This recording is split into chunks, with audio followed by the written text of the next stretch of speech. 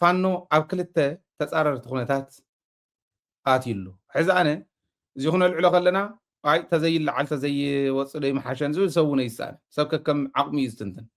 ከከም ዓቕሚ እዩ ዝትርጉም ኣነ እንትንገር ይሓይሽ ባህል እየ ንምንታይ መራሕትና ደቀስቲ ስለ ዝኾኑ ባዕብራ እንተኮይኖም እንተርእዮም ተዘይንገር ይሓይሽ ንዕኦም እንተዝንገሮም ፋኖ ኣብ ክልተ ምርኣየ ሕጂ ኣነ ግዜ ተለዋዋጣ እዩ ስለዚ ኣስተውዒልካ ምውሳን የድሊ ዝብል እዩ ዝነግረኒ ሓሳብ እንታይ እዩ ዝብል ነቲ ማሕበረሰብ ተነጊረዮ በቢመድረኹት ማሕበረሰብና እንዳልዓሎ ክኸይድ ምግባር ይከኣል እንታይ እዮም ኢሎም ዝብል ንርአ ናይ ስልኪ ኮንፈረንስ ነይርዎም እቶም መራሕቲ ድሓር ኣብ ክልተ ተኸፊሎም ነቲ ዝኒሄ መኸተብ ክልተ ተኸፊሎም እዚ ባይዘወይ ባዕሎም ስኢሎም ተኸፈልኮ ይመስለኩም ኣብይ ኣሕመድ ይሰርሕ እዮም ለይትን ቀትርን እዮም ዝሰርሑ ፈላሲኦም ጳጳሶም ሸኾም ግዝዖም ናብ ፋኖ ይኸዱ ናብ ኦላ ይኸዱ እዮም ምስ ኦላ ሕዚ ኣባገዳ ከይዶም እዮም ብቐዳማይ ነጊረኩም እዩ ቁም ነገር ምስ ማዕዳ ኣየፍትወሉ ነቲ ህዝብና እምበር ምስ ኦላ ምስ ናይ ኦሮሞ ናፅነት ሰራዊት ከተዓርቅዎም ኣባገዳ ከይዶም እዮም ኣብ ኢትዮጵያ ናይ ኣምሓራ ጳጳስ ዝበሃል ኣብ ኢትዮጵያ ዘሎ መፅኡ ዘይሓተተ ንፋኖ ዘይሓተተ የለን ንሰላም እንተዝኾኑ እኮ ግርም እዮም ነቲኦም ደቂሱ ናብ ትግራይ ንምዝማት ኮይኑ ትግራይ እያ ታርጌት በቃ ዘለዓለም ሕጂ ንሕና ንስኹም ክሰርሕ ከሎ እንታይ ክስራሕ ኣለዎ ዝብል ንኸርኢ ናይ ግድን እዚ ክቐርብ ስለ ዘለዎ እዩ ዘቕርቦ ዘለኹና እቶም ክልተ ሓሳባት ሓደ ምስ ዝኾነ ይኹን ፀረ ኣብይ ኣሕመድ ዝኾነ ሓይሊ ተጣሚርና ተፃሚድና ክንሰርሕ ናይ ግድን እዩ እዚዩ ኣብይ ኣሕመድ ክነውድቕ እንኮ መሳርሒና እዚኡ ክኸውን ዘለዎ ዝብል እምነት ዘለዎም ሓደ ምስ ዝኾነ ክንፃመድ ንኽእል ኢና ምስ ሕወሓትን ምስ ኦነግን ግን ኣይንፃመድን ዝብሉ እዮም እዚኦም ሕዚ ዓያሽ እዮም ንቀርቀር እዮም ዝብሉ ዘለዉ ንቀርቀር እያ ማለት ብማሓርኛ እውን ክመፃ እንዲ ብማሓርኛ እውን ክንመፃ ኢና ናይ ኦሮሞ ናፅነት ሰራዊት በዝዩ ትግራይ በዝዩ ኮይናስ በቃ ምስ ክልቲኦም እንዳተዋጋእና ምስ ኣብይ ኣሕመድ እውን ንዋጋእ እዩ ናይቶም ሓደ ግን ምስ ዝኾነ ይኹን ተፃሚድካ ኣብይ ኣሕመድ ምውዳቕ ናይ መጀመርያ እዩ ድሕሪኡ ዘሎ ድሕሪኡ ነርክበሉ ኢና ንምንታይ እዮም ከምኡ ኢሎም እቶም ናይ ውድቀት ሓሳብ እዩ ምስ ሕወሓትን ምስ ኦነግን ኣይንፃመድን ዝብሉ ዘለዉ ዝብል ንርአ ሕዚ እታ ናይ መጀመርያ ቅዋም ምስ ዝኾነ ይኹን ንፅመድ ኣብይ ኣሕመድ ንስዓር ከፍ ኢልና ንረዳዳእ ድሕሪኡ ዘሎ ድሕሪኡ ነርክበሉ ዝብል ዋይዝ ፖለቲካዊ ውሳነ እዩ ቀዋም ፈታውን ቀዋም ፀላእን የለን ኣብ ፖለቲካ ወታደራዊ ብልሒ ወይ ወታደራዊ መኸተ ጫፍ ብልሒ ናይ ፖለቲካ እዩ ስለዚ ፖለቲካ ከዓ ቀዋም ፀላእን ቀዋም ፈታውን የብሉን ክንረዳዳእ ንኽእል ኢና ዝብል ኣቕሪቦምሎም እዮም ኖ ኣይኸውንን ኢሎም እቲኦም ተኻቲዖም እዮም ክንመፁ ኢና እዞም ምስ ኩሉ ንስራሕ ግዲ የብልኩምን ዝብሉ ዘለው ግን ሂትለር እኳስ ኣይሁዳውያን ከጥፍእ ምስ ኣይሁድ እዩ ተሓባቢሩ ዝብል ሪዝን ኣቕሪቦምሎም እዚ ሕዚ ብስልኪ ተጠሊፉ ዝተረኸበ እዩ ሂትለር እኳ ንኣይሁዳውያን ከጥፍእ ምስ ኣይሁዳውያን ተሓባቢሩ እዩ ስለዚ ንሕና ምስ ዝኾነ ይኹን ሓይሊ ተሓባቢርና ኣብይ ኣሕመድ ዘይነጥፋኣሉ ምክንያት የለን በሃል ድዮም እዚኦም እቶም ዝወዝሑ እዮም እቶም ዋሕዲ ዘለዎም ምናልባሽ እውን ሓደ ብደንቢ ክገልፅ ክእል እየ መሳፍንቲ ዝበሃል ወፂኡ እውን ገሊፁ እዩ ባይዘወይ ወፂኡ እውን ኣለና እዩ እቲ ቪድዮ ፀኒሕና ክነቕርቦ ኢና ነበይኑ ብኣምሓርኛ ክንመፅእ ከለና እንታይ እዩ ዝብል ሕወሓትን ኦነግን ፀረ ኣምሓራ እዮም እዩ ኣበይ እዮም ፀረ ኣምሓራ ኮይኖም ይፈልጥ ኣምሓራ ትበሃል እኮ ዝፈጠረ ሕወሓት ኣምሓራ ዝበሃል ኣይነበረ ኢህወደግ ይፈጢርዋ ሕወሓት ዝፈጠሮ ኢህወደግ ሕወሓት ዝፈጠሮ ኢህደን ሕወሓት ዝመርሖ ቃልሲ ይፈጢርዋ ኣምሓራ ትበሃል ኣይነበረትን ኢድካ ከም ሓሙኽሽቲ ይኹን ተባሂሉ ክርገም ከሎ እዚ ማለት እዩ መርገም ዲወፂሕዋ ይፈልጥ ስለዚ ሕወሓትን ኦነግን ፀረ ኣምሓራ እዮም ሕወሓት ራያን ወልቃይትን ለቂቁ እንተይወፀ ምይይጥ ምግባር ምስ ሕወሓት ተጣሚርካ ምስ ሕወሓት ምምካት ኣይከኣልን ስለዚ ወልቃይትን ራያን ሒዙ ናብቱ ሓቢርና ንወቕዖ ሓይል እንተኸይድና ሃገር ክእውጅ እየ ክብል ይብል እሞ እንታይ እዩ ተወካ ሃገር እንተኣወጀ እኮ ክበሃል ዘለዎ ሃገር ምእዋጅ እኮ ሕጊ መንግስታዊ መሰል እዩ ግን ከምኡ ኣይኮነን ኣነ ናይ መሳፍንቲ እዩ እዚ ሓሳብ እዚ ኢለ ኣይኣምንን ወይ ናይቶም ካልኦት ከምኡ ዝበሉ እዩ ኢለ ኣይኣምንን ኣብዪ ኣሕመድ ይሰርገሎ ማለት እዩ ቀስ እናበለ ይሰርገሎ ማለት እዩ ታ ግዜ ዝደልያ ኣፅንሑለይ ኣዘንጉዕለይ ትብል ናይ በዓል ኦባሳንጆ ምምፃእ ግዜ ዝተወሰነ ዝደልያ እውን እዚአን እስካዕ ዝብትን እዩ ፋኖ በቲኑ ፋኖ ነንባዕሉ የዋግኦ ዋላ እንተ ዘይሓገዞ ፋኖ ነንባዕሉ እንዳተዋግኡ ኣብዪ ኣሕመድ መፅኡ በዚ ክዋጋእ ይኽእል ብድሕሪኡ ዝወቕዖ የብሉን ነንባዕሉ ዝባላዕ እዩ ክገድፍ ክንድኡ ዝኣክል ስራሕ ይሰርሓሉ ዘሎ ዝብል እምነት እዩ ዘለና ስለዚ ነዚ መፍትሒ እንታይ እዩ ንዓይ ቀዳማይ መፍትሒ ግዜ እዩ ፍጥነት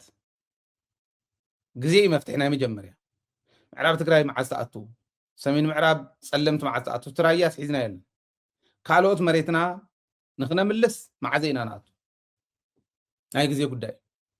ኣብ ውሽጢ ስለ ዝሰመርኩም ደገ ባምባ እንተኮይኑ ትርጉም የብሉ ውዳበታት ይጠናኸራ ኮሚኒኬሽን ክግበር ክኽእል ኣለዎ ዓቕሚ ዘለዎ ሰብ ኣብዚኦም ክኣቱ ክኽእል ኣለዎ መኸተ እዩ ስኢል ቀልዲ ኣይኮነን ናይ ሰብ ሂወት ክበልዕ ዝኽእል እዩ ስለዚ ፍጥነት የድሊ ኣበይ ኣሎ እቲ ናይ ደገ ተወደበ ኣበይ ኣሎ ተድላይ ዝበሃል ሓጉዝና ክበሃል ከሎ ዝመፀሉ እዚኣቶም ምርኣይ ናይ መጀመርያ እዩ ስለዚ ግዜ ንመሪሕነት ትግራይ ናይ መጀመርያ መፍትሒ ክወስዶ ዘለዎ ዝብሎ ኣነ ግዜ ፍጥነት ፍጥነት ዋይዝ ምስ ዝኾነ ውሳነ ሲሉ ናይ ቶሎ ቶሎ ገዛ ክገብሮ የብሉ ብፍጥነት ተሰሪሑ ስኢሉ ዝፈርስ ፅባሕ ንጎ ዝፈርስ ነገር ክኾን የብሉ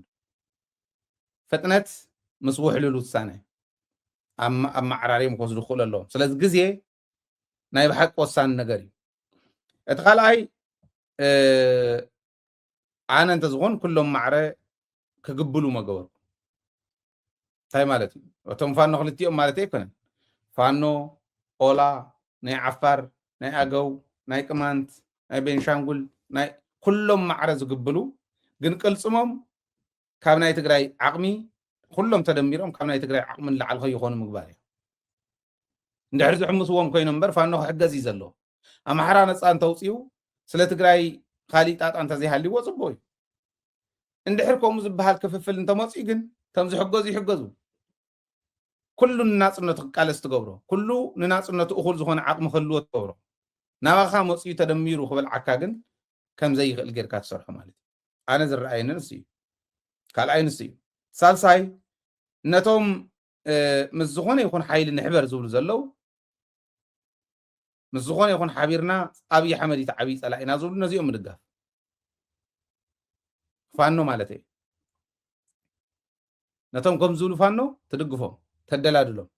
እዚ ምብልና ዝብሉ እንተኮይኖም እቲኦም ኣብዪ ኣሕመድ ዝበሎ ኢና ንገብር ዝብል ኣብ ዝብሉሉ እዋን ከመይ ገይሮም ንሶም ባዕሎም ኣደብ ከትሕዝዎም ከም ዝኽእሉ ባዕሎም ክሰርሕዎ ትገብር ማለት እዩ ካብኡን ላዕሊ ትሕምቕና ተዓብዪ ሕምቕና ስለ ሕወሓት ኮነ ስለ ህዝቢ ትግራይ ማለት ነምሓራ ፀላኢ ኣይኮነን ትግራዋይ ነምሓራ ፀላኢት ኣይኮነትን ሕወሓት ፈታዊ ክህልዋ እንተነይርዎ ብስራሓ መጠን ኣምሓራ እዩ ምክንያቱ ኣምሓራ ዝበሃል ዘይነበረ ክንዲ ግዛዕ ዝኾን ክልል ኣምሓራ ኢላ ዝፈጠረት ሕወሓት ጌጋ ዋላ እንተኾነ ነምሓራ ጠቂማቶ እያ ጎዳእቶን ስለዚ ሕወሓት መንያስ ይነገሮ ንህዝቢ ኣምሓራ ባህል እያ ኣበይ የለት ሚድያ ኣበይ ኣሎ ሰፖርት ነትኸም ጌርካ ክስራሕ ንኣብነት ኮ ሰዓት ሃቡና ደደቢት እሞ ከምዚ ክንሰርሕ ኢና ኢሎም ተዝሰርሑ እውን ፅቡቅ ኮይኑ እዩ ወይ መረዳእታ ይህቡ ወይ ባዕሎም ሰዓት ካባና ወሲዶም እኳ ይሰርሑ የፅርፉና ንዓና ወረ ሕወሓት የብሉና ሕወሓት ምባል ሓጢኣት ኣይኮነን ፀርፈ ኣይኮነን ግን ተናእሰ ትፍረጅ እሞ ደጋፊ የስእኑኻ ብርግፅ ነቲ ሕማቕ ነቲ ፀረ ህዝቢ ዝኾነ ኣሚንና ዝሰራሕናዮ ስራሕ የለን ዝመስረትናዮ ሚድያ የለን ሕና ህዝብና ኣሚና ኢና ንኸይድ ግን سقي بقى سق مس بلي إخا تقبرو كسب سلازي حزب تግራይ ፈታዊ ኢኻ እምበር ጸላኢ ኢኻ ኣይኮነን ህዝቢ ኣምሓራ ተባሂሉ ንኣምሓራ ክንገሮ ኣሎ ነትፋኖ ክንገሮ ኣሎ ነቲ መንእሰይ ክንገሮ ክእል ኣሎ ናታቶም ናይ ሚድያ ስትራቴጂ ምጥቃም ኮይ ደርብያ ዘልዕላይ ትስእንን ደጋግማ ዝኣምናይ ትስእንን ትብል ናይ ባዕሎም ናይ ሚድያ ስትራቴጂ ምጥቃም መምሃር ህወሓት መን እዩ ህወሓት ዝኸፈለቶ መስዋዕትነት ተናእሰ ኩሕዝ ብኣዴን እዩ ዋላ ብኣዴን እዩ ከምዚ ገይሩና ኢሎም ንብኣዴን ዋላ ዘየመስግንዎ እንተኾነ እንተናእሰ ግን እቲ ቃልሲ ናይ ብኣዴን ኢሎም ከኣምኑ እዮም ምክንያቱ ብኣዴን መፅሓፍ ፅሒፍ እዩ የብኣዴን ታሪክ ዝብል ናይ ህወሓት ታሪክ ከም ዘለዎ ሙልጭ ኣቢሉ ፅሒፍዎ እዩ የለን ህወሓት ለሽ ኢላ ደቂ ሓሙሽተ ሚእቲ ቅርሺ ኣውፂና ኢና ባይዘወይ ታሪክ ክፀሓፍ ተባሂሉ ንዕዋፁ ተባሂሉ ኣውፂና ኢና ሓረማይ ኣብ ዝነበሩ ኩሉ እዋን በዓል ፀጋይ ወርሄም ዝመርሕዎ ነይሩ ናበይ ከደ ተቅርሺ ንሱ ተባሂሉ ክሕተቱ እውን እዩ ዘለዎም ሕዚ ዝገርሙ እዮም ሕጂ እውን እንተኾነ ኣብ ሚድያ ይተሓሰበሉ ኦኬ ነቲ ህዝቢ ምንቃሕ ክሕሰበሉ ክእል ኣሎ ኣብኡ የለኹም ዲጂታል ዘመን ኢሎም ኣውዚ ዘየለ ዲጂታል ዘመን ናይ ዲጂታል ዘመን ተጠቃሚ ክኾን ዘይኽእል ህዝቢ እውን ካብ ምጥቃም እንድሕሪት ዝመልስ እንድሕር ኮይኑ መሪሕነት ኣይኮነን እዚ ኣብዚ ዘለኩም ድኽመት ነቲ ሕዚ ናይ ፋኖ ምክፍፋል ህወሓት ፀላኢት እያ ዝብል ፍረጃ ህዝቢ ኣምሓራ ንኸይቕበሎ ምግባር ይከኣል ነይሩ